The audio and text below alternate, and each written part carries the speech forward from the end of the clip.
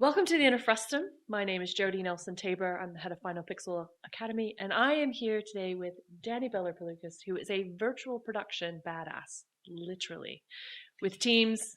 What? You're going to say something? I wasn't going to say.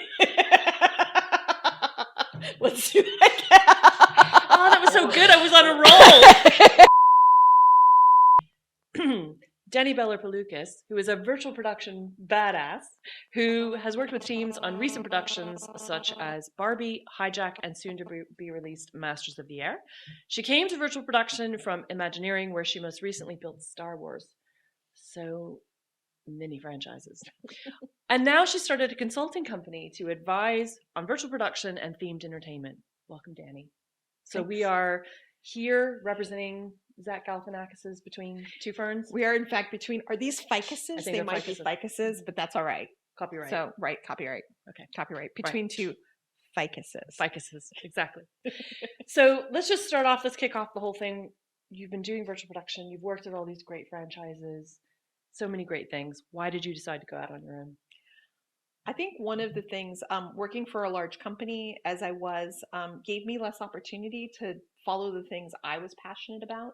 And right now, I think we're in a moment of virtual production where we're seeing, we kind of hit a bubble and everybody built these big stages and then those big stages came down. And I think there's a lot of questing for knowledge and information out there right now. And so I was interested in how I could help feed that. So it's been very successful so far of people reaching out and asking for teaching and also productions looking to just bring a consultant in individually. I also think, I think we've talked about this a bit. Mm-hmm. I hit a point in my life where I just wanted more control over my life. And I think that's an important thing that is happening to a lot of people of our generation who just we've been grinding and grinding and grinding, and you just want a little bit more space. I think it's also post-COVID, right? A lot of things have changed post-COVID. So right. Let's put in the context of virtual production, which also I think, it was kind of a lot of things happening at once. Yeah. So Mandalorian came out. Everybody's like, what is this? What's virtual production? Yeah. Sorry, I haven't. It's been a slight dead leaf. Sorry. It's just like, to be fair, Zach probably has somebody that grooms those ficuses. That's true. Right? I'm just saying. Ferns. His are ferns, ours are ficuses. This is a lowbrow podcast moment. But seriously, from COVID, I think it changed a lot of things. So Mandalorian came on, everybody was really interested in virtual production, but we also had a lot of thoughts around we have a reset button here. Yeah. And what should production look like? Exactly. Is it possible to have an actual balance and, a life outside of it? And I think that VP, especially here in the UK, lends to that quite a bit. We talk about the pillars that I think bring people to virtual production. Mm-hmm. One is obviously creativity, something you just can't do any other way. But a big pillar, I think, for the second one is logistics. It's having control of the space. The ability to make a decision, to make a plan, and to have control of what your day is going to look like. If you film in New York City, you very quickly lose control of the space. But we have that opportunity with virtual production. We're in a nice air-conditioned studio, maybe not air-conditioned. Do you know in London, they don't think you need to air-condition virtual production studios? Air conditioning doesn't live here. Yeah, it doesn't exist in London. I don't understand. I believe last summer there were actually train tires that were melting. Because it was so hot. Climate change. Just a thing. And sustainability is another pillar. It is, right? Yeah, I think that's, and that is that last, so budget. Creativity. There's money to be saved, budget, right? Logistics. So creativity, logistics, budget, and then sustainability so that, perhaps we can do something with this earth so we won't be melting train tires. Yeah. So there's so much tech and creativity that's come into the conversations around what virtual production is, what it can do. And I think conversations are fragmented depending upon who you talk to. So like you said, you had the big studios. Everybody was kind of doing VP their way. There was not a lot of documentation on how you do it. There was not a lot of case studies around what was broken, how did we fix it kind of thing. So from an education standpoint, it's quite challenging. So what do you think the state of the industry is now that we've had a couple of years to kind of settle in? Well, I think that's one of the interesting things. I think whenever technology goes forward, we hit a place where the rumor of what didn't work becomes the fact, right? We don't talk about good experiences as much as we talk about poor experiences. So you hear bad things about virtual production, right? You hear there's a challenge of color from the walls. There's a challenge of content that didn't perform. I think those are the minor conversations. I don't think those are the primary things that happen. I certainly know if you bring a technology partner with you who understands what we're doing, you can avoid those challenges. But that's the conversation that occurs. Mm-hmm. And so I think one of the conversations that occurred too is these great big volumes that were built. And the reality is that one of the cool things about virtual production is it allows you a bespoke solution, mm-hmm. right? You can make a thing where I want to be in a studio in Burbank and I want to be filming a street in New York City, right? You've already created your own reality. And so what I think is going to happen with VP, I think we've seen a lot of those big volumes come down. And I think what we're going to see is a lot more bespoke solutions. But what that means is you need partners to come with you to know that you're doing the right thing. Mm-hmm. And so as the studios have reduced their virtual production teams, the Netflix team is gone, the Disney team is gone. I think there's going to be a lot more work on the client side to make sure as they're approaching vendors mm-hmm. that they have somebody educated on their side, but they don't want to be in-house. They're looking for consultants. Right.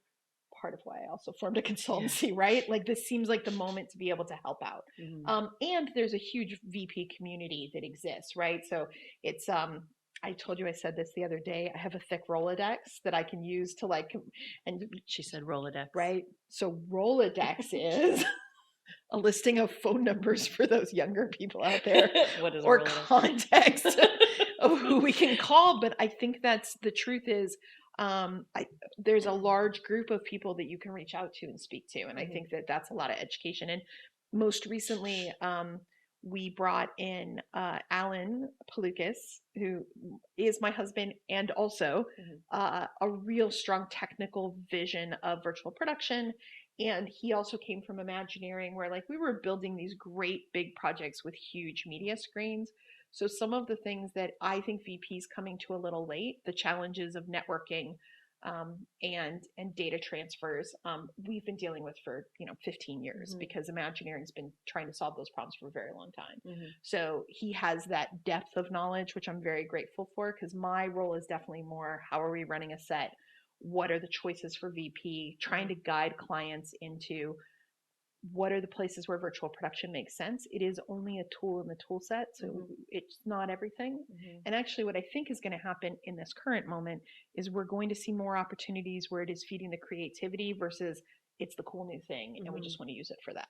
Well, I think one of the interesting things you said is that with the studios coming down and the teams being released, there seems to be a gap now to fill because there's a lot of difficulties in understanding all of this core technology around that.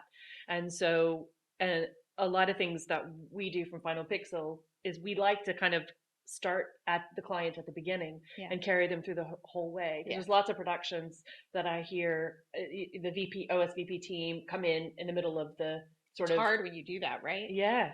I think one of the things, if you have the opportunity to bring someone in early, like Final Pixel, you get that opportunity too.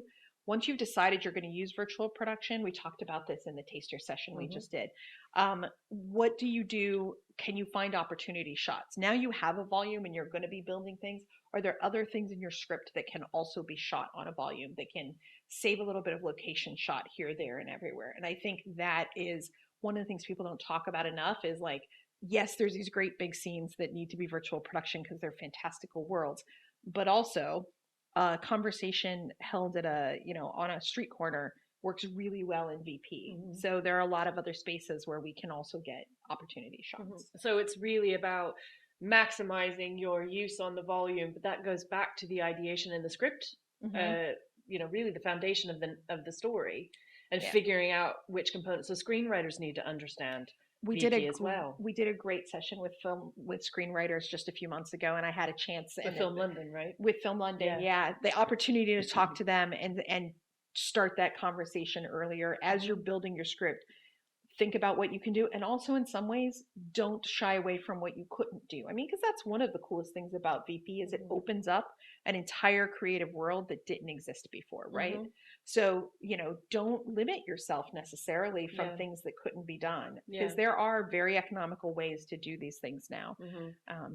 So we just did some great VP taster sessions at the Screen Skills high-end TV and film taster sessions at Airy Stage London, which is Yeah. quite an impressive stage. And it was such a good time, partially because the groups were small. And so I felt like in each of my sessions talking about producing, I could chat with a small group of people, and they could bring their current production challenges that they're dealing with. We had questions about, can I use fire? How do I get fire into the content? I'm looking at this world, where are decisions made? Who do I bring into the conversation? When do I bring them in the conversation? It was great to have those in-person conversations with people, and get those real questions. And one of the biggest questions of virtual production is, how do I make the decision I want VP? How do I get that? And I think a lot of times it comes through your VFX vendor, right? So you're going to make a decision that obviously the thing you're shooting is not going to be, you're not shooting on location, so you're not getting exactly what you want in the camera. There's a point where that camera work is going to be replaced with whichever you're doing. When you talk to your VFX team and you say, this is what I'm going to be doing, that's the moment, the conversation of, do you want to do on-camera visual effects or in-camera visual effects, or are you going to be doing this in post? And where does it make the most money financial sense? Where does it make the most creative sense? As you know, coming from a performance background, the opportunity to walk into a world with your entire creative team is truly invaluable. You do get those aha moments. You do get a better performance out of the opportunity. There was, when we were filming House of the Dragons, I had the chance to walk on stage when the throne room or the keep was in location, and it's so cool. Like, you walk on and you know that this is where you are. And for an actor, if you think about the fact that you've taken just one step out of the thing they have to pretend today, it really is an eye-opening art form in that space. Well, this is some of the findings we found in the taster sessions, because we had the 4 actors from Lambda and University of Greenwich. And this is also another key area that's not necessarily getting skilled up in virtual production, but yet being expected to step on a volume and know exactly where they need to look and be in this world. I think a lot of people have seen the 1899 behind the scenes where all the actors are like, we're just up acting in front of a big TV. But it's so immersive, and they're in the space. They're not having to pretend on green screen. And there's still a lot of discussions around, green screen is better, it's cheaper, it's faster, It's different. It's different. And I think that's one of the things. It's different, right? Depending on what you're shooting, green screen is not going away. It will still be around. There will still be green screen stages, I absolutely assure you. The question is, where are you spending your money? What is the thing you're looking to do? One of the productions, like Masters of the Air, one of the things they were looking for was eyeline, right? We've got a bunch of bombers coming by, and we've got 3 cast members in this space, and we want them to visually see where those things happen. So I think it's all a decision creatively of what is the thing you're trying to achieve, which is what filmmaking was to begin with. Virtual production is newish, but in-camera visual effects is not new at all. Someone in one of my sessions was like, do you know they used to paint glass? And I was like, right? In Star Wars, those great big hangars, that's a matte painting. It was truly in-camera visual effects that were being done. And I try to tell everybody, just kind of shifted this. Disney's Light Magic documentary that was on Apple, or was it on Disney? It's on Disney It's Plus. on Disney Plus. Is such a great eye opener, because it's almost like history repeating itself with just a new set of actors and a new set of tech. It's just right, and you see them running into the challenge of the camera isn't working at the frame rate they need it. And I've been on a set where we've had that challenge. So it's like, it is really like, we just do it. It's a new form of technology. It's a new thing, we're going to use it in a different way. And for me, I'm most excited to see what happens in this new form of technology. What is the thing that I'm not thinking of? Because my brain is in production logistics and budgets and feeding a creative need, but I don't write scripts. I don't come with a creative need. So I'm excited I look forward to the challenges that will be offered to us, right? So you are a fountain of knowledge. But when we talk about education, there's massive skills gaps. How do we address that? What are the challenges that we have, particularly around virtual production and those needs in education? I'm going to give a huge shout out to Screen Skills and what they are doing in the UK, because I think and combined with Final Pixel Academy, I think you guys are really raising it. But yes, we have a challenge of there aren't enough people to do the roles. Expectations is that we're going to see production really ramp up come late winter, early spring. We'd like February to be spring, but still winter. Yeah. But and when that happens, there aren't enough operators, there aren't enough supervisors, there aren't enough producers who know how to budget this to go across. And so I think that it is a growth space right now, which is, personally, I like to talk about diversity a lot. It's an opportunity to bring a more diverse audience in too. So I think we're seeing that opportunity. So while we still have this moment of downtime, because a lot of productions are still not back, I think it's really important to use those education conversations. Virtual production uses teams from games, teams from live entertainment. Like, there are a lot of different areas where people come into this, and the thing they need to learn is like the production side of it. Or if I come from gaming, I need to understand the live side of it, right? Like, there's not an opportunity to walk away from our computers and come back when we're ready to make it work. Like, what I find cool is being on set, and the opportunity to spark curiosity from other departments about what we're doing. So in that moment is also a moment we can bring that education up, because, a gaffer comes over and asks a question, and we can show him what our lighting tools are that are in the engine, and how we can shift stuff. So I think it's a combination of groups like Screen Skills and Final Pixel Academy, like putting out the education in the UK to get people in, to get them that taster, to get a bit more than a taster, the opportunity to actually film on the stage like we did, put the tools in people's hands, and then also a curiosity. So there are pieces of, there are books and ways to get the education out there. And so I think there's just a bit of a wealth of information out there, because everybody's trying to write it down. The challenge is everyone writes it down differently. So I think that's also, when we're on stage, it's about working with our team that's on stage and communicating. Sometimes we'll talk about the different hats of virtual production, but they're hats, not people. Right? So you need the person that understands the technology. We've got servers running, we have networks that have to run, we have operators that need to be able to view those.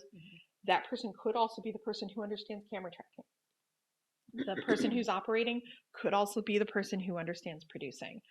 It doesn't have to be people, but you definitely have to find people who have the knowledge. And it's definitely, I think, that key communication, which is such a core part, because you're working with so many different specialists who are coming from different industries that have all come together. This is one of the things that we started talking about when we were looking at how do we teach VP. And one of the things is really figuring out what this vernacular is, and what's the terminology, and how are we going to actually speak to each other on set with this new OSVP team.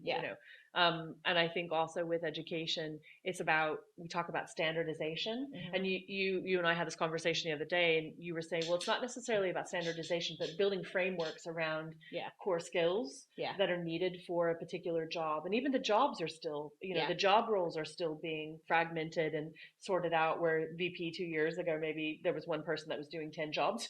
Maybe now they're doing 6. Right. And there's more people coming in that have the knowledge. Also, like, experience. There's not that many people out there. I had dinner with a friend last night, and he said, people who've done one shoot are experienced in VP right now, right? Like, that's the reality. So having done, 3 or 4 shoots here in the UK and a couple in the US, like, we're at that upper level of, I've seen a lot of things. But, like, how do we get more people at that level? And, for me, again, this was a tenet of wanting to start my own company. I really wanted to be able to work for many different organizations, to be able to come in and speak to students and give people the opportunity to work hands-on and be able to be a hands-on version of that. I'm based in LA. Thank you for bringing me to London, right? It was the opportunity to be in person. Even when we started talking about it, I was like, oh, I don't know if I want to do a Zoom thing like that, right? And you were like, no, in person. And I was like, oh, yes, please, let's do that. I mean, I'm excited to see people on stages and gather us together. Of course. And I think it's also this alignment with education and production as well, which is what I think, that's one of the things that I think really was done so well on our taster session, is that they were able to come and get knowledge from all of the trainers' expert workshops in those particular specialisms, but then take that knowledge and put it together and go shoot something on stage. Yeah. But what's also important in the industry where there's not a lot of not a lot of experience is people putting, oh, I know VP, and they've done maybe one shoot and they stood in the corner and punched a button. So this is something also about accreditation, having that kind of industry stamp of approval, which is something we are aspiring to do, because I think that's something that is missing, and working with education partners and, particularly the young people that are coming up who are going through film school or games design or something like that, where maybe those full-fledged virtual production programs aren't rolled out yet. It's true. And even when you talk about people with one experience, how many productions in the last year have said they didn't use visual effects? Yeah. Which also means they didn't credit their VP team in their credits, right? And so you go to someone's IMDb and it's like, oh, but they don't have very many productions. Well, virtual production frequently doesn't get credited. Is there a backlash to this whole technology is doing everything for us and we're going to go back to handmade? I think there's a bit, but again, like we're going back, the Birds used rear projection, right? In 1961 too. Somebody's going to quote me on that. But, this is not, that's the whole thing, right? No CGI, no VFX. And yet there are hundreds of thousands of people in this industry that are doing that work, frequently uncredited. And it takes a lot of work to get productions to look like they look.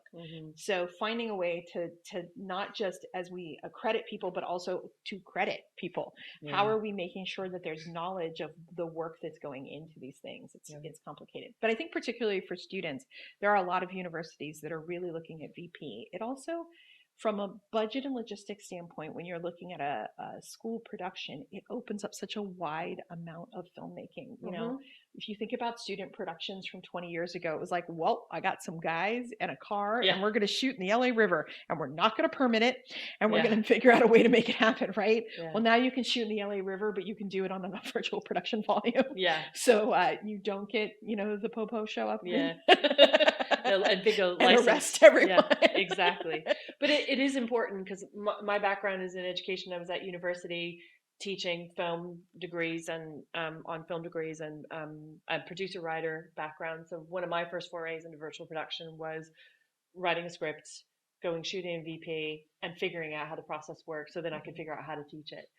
One of the things I was going to say earlier about the screenwriting and why the writers really need to embrace the technology, understand all the capabilities so that they can imagine that and write it in their script. Because most of the times the script writers, they say, no, we can't shoot that. It costs too much. I don't have a budget for that. Right. And that's the thing, is I want to open up those doors. I want to open them up to the possibility of what is possible. And to do that, we have to have more education. We have to have more of a chance for people to put their hands on it. It was fascinating to me in the sessions we did last week, the people who came to me after they'd shot on the volume and those who came before they shot on the volume.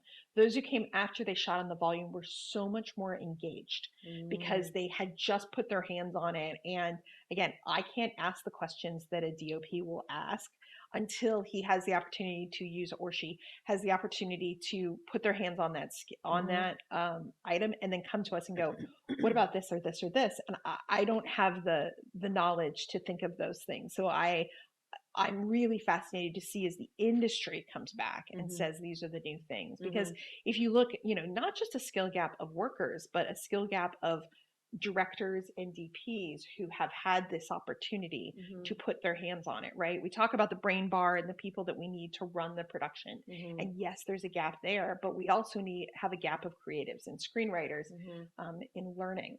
So what do we do there? How do we get more people into the space and how do we get people to get their toes just a little bit wet? One of the coolest things I think for VP is the opportunity to do pickups. So frequently when you shoot on location, we're going to gather all the information on that location and we're going to be able to recreate it in a digital form. And then the opportunity to drop into a small stage, throw that content up and shoot a couple of pickups. Just get your feet wet, and it's not a very expensive ask for production. So those are some of the opportunities that I think people need to recognize are out there. Definitely. And also it's not an all or nothing. You were saying, the creative can be shot and then maybe used later on for episodic or, other things. So there's lots of different benefits besides the key pillars that you were talking about with sustainability, diversity, all of these things being a part of that. I think what we're also talking about here is creative leadership. Outside of the skills and the things that you do, Yeah. that creative leadership is a really poignant point. So I think, one of the tenets of Bellar Pilukas Consulting is the creative leadership role. I think it's a different role. When you read a leadership book and the leadership book says, make sure to motivate your team and, listen to your team. And I think those are the things we've got. Motivation of these technology teams. Everybody's really passionate about it. Super passionate, right? Yeah. I'm on the other side of going, okay, y'all, it's like we need to get dinner. Yeah. We're going to go all get food, right? It's a very different way of motivating than it might be if we worked in retail or other areas. And also, I can't know as much, Chris Bouchard, who worked with us, who was absolutely fantastic with the volume team, has a absolute wealth of knowledge of how to create the art that we're looking at. Oh, I think he said sets, not art, because we are creating virtual sets. And I need him to have all this knowledge, which means as a leader, I need to also recognize that there will be people on my team with more knowledge than I have in their technical arts. And I need to give them a space where they can shine with that knowledge and share it with the team. And I think it's a very different leadership set. And I don't think we talk enough about what that leadership looks like. So it's leadership in the industry. It's making sure we keep our conversations in a place of keeping our teams in a good place and making sure that we don't become destructive in our work practices. I do think there was a bit of a reset. I have found the teams in the UK are a little stronger with we actually leave on the time that we want to. But in LA, that's, there's like this badge of honor that I worked a 14, 16, 18-hour day, which is completely insane. Is that driven by economics or is it just a cultural thing? I think it's a cultural thing. I think it's also driven by economics, but I've definitely made the arguments in the past that at the point you're at a 16-hour day, what you're paying for that crew, you could have brought to. Yeah. Right. But virtual production could potentially solve this because there's lots of case studies and anecdotal things I've heard where they've shot virtual production as the thing and they've been done 3 hours before the, Yeah, somebody I was just in a conversation where they had Rob Lowe on set, and he mentioned that they've been trying to get him to use virtual production for a long time for his regular episodic series, and he came in to do a commercial, and they did like 10 setups in one day. Wow. And he got out 2 hours early, and as was pointed out, he was watching sports shows in the back, like in between. So like it really is control of the space and the ability to make your day. There are so many unknowns that we as production are always ready for. Like I have a contingency list and I have contingencies for my contingencies and contingencies after those contingencies just in case we need them, right? I have rarely run into a challenge that I couldn't solve with the amazing team that I work with, right? Like that happens. But the fact that you don't have to have contingencies on contingencies when you do these things is a whole different conversation. So it's preparation. There's a lot of things I've heard around BP is that you really need to be prepared. You need to make sure you budget for your prep days and your test days and your pre-light days. I think prep and test, every moment spent in prep and test saves you money, right?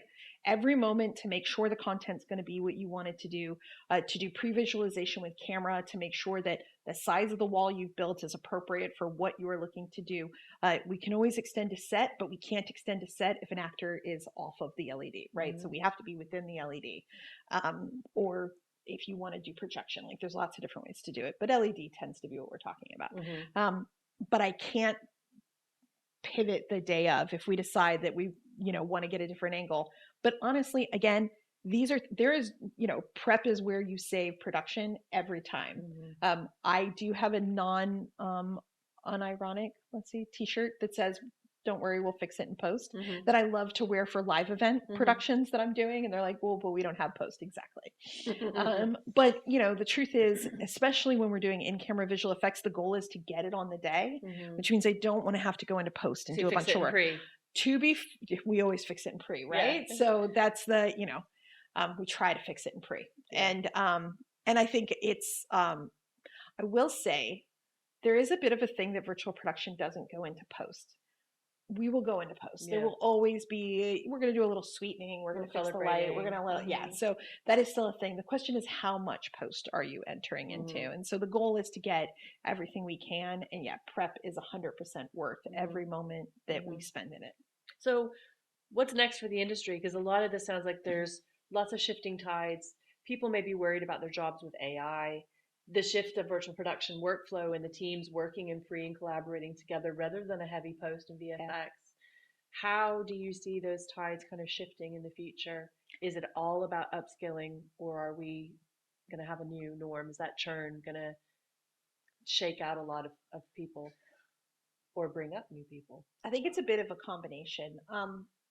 When Jurassic Park suddenly had a dinosaur that could run on a computer, everyone said, well, that's it. There'll be no more stop motion. There'll be no more work in VFX that isn't this. And I don't think that's been true at all. Right. In fact, I think we have found new ways to use that art form. And I think that is similar here, right? There are art directors who already design in 3D tools, and those 3D tools are currently going to be used. We're going to find a way to take assets that we've started with and keep them all the way throughout the production process. We're going to find a way, we're going to make creative decisions before we get on stage for in-camera visual effects, which means the work that was done in post shifts to pre, but it's still a VFX team that's with us, right?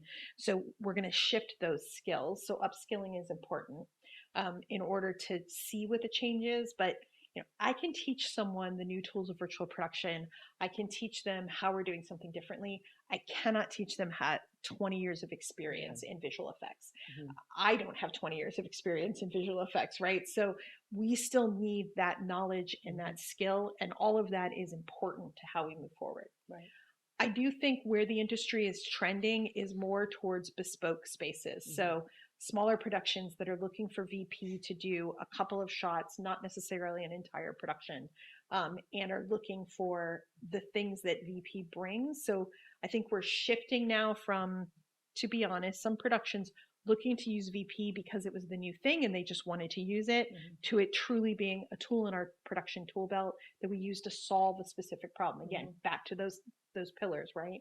Is it a creative problem? Is this something you just literally cannot do any other way?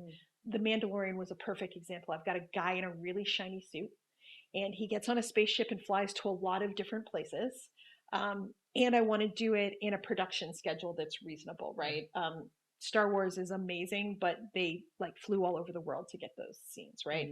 So that combination, yes, it was a cool way to bring the technology forward, but also because it was presented by a creative issue, right? Here's the creative problem that I'm trying to solve. How can I solve it? Here's the technology to solve it. And that is really where I think we need to be coming from, is it's a tool in the tool belt and it will solve a creative problem. So I think we're going to see smaller uses of VP as we do that. And then, this is prediction 101, a year out, I think we're going to start to see those productions that are completely in virtual production, that have gone and figured out how to do this fantastical idea that they've had for 10 years that wasn't possible, but now that we have these walls is possible. And I'm very excited for those, but I think they're a year out. I think we're not quite to the point where we're ready to put a whole show in. There are some that have already done it, but I think more of a middle ground show, completely in VP, I think absolutely is out there, but we need to get more people on the sets to feel more familiar. You heard that here. So what can I patent that idea? No, I don't. Exactly. Bellar Pilukas Consulting. Trademark. Yeah. I think the thing is, it's a tool, like you said, but it's also right person, right tool, right project. Yeah. And that consultancy or that knowledge, that creative leadership is all of the things that are important to work with teams, whether it's clients, whether it's crew, whether it's, new upcoming talent. All of those things need to be in the mix of education and uplifting to make our industry grow and scale and do really amazing works. Because we've said, if VP is done incorrectly or done wrong or not very well, then that word travels so fast, rather than the ones that were really successful. Right? Negative energy always travels faster, and it shouldn't, but it does. And so bringing educated partners with you, people who have experience, I think is one of the most important things that you can do to have a successful shoot day. And it doesn't have to be an entire team of people. I mean, I think you guys are a very small and scrappy team here, right? So bring in just a few key partners to advise. It's just like prep. We're just going to fix it in pre, right? It's getting that knowledge ahead of time rather than afterwards when you go back and go, oh, I wish I had known. Yeah, exactly. So we're changing hearts and minds. Dani, thank you very much for coming. It's Dani and Jodi, 4 letters that end in I. Four letters with an I. Thank you very much. Thank you. This is amazing. It was awesome. Thank you very much.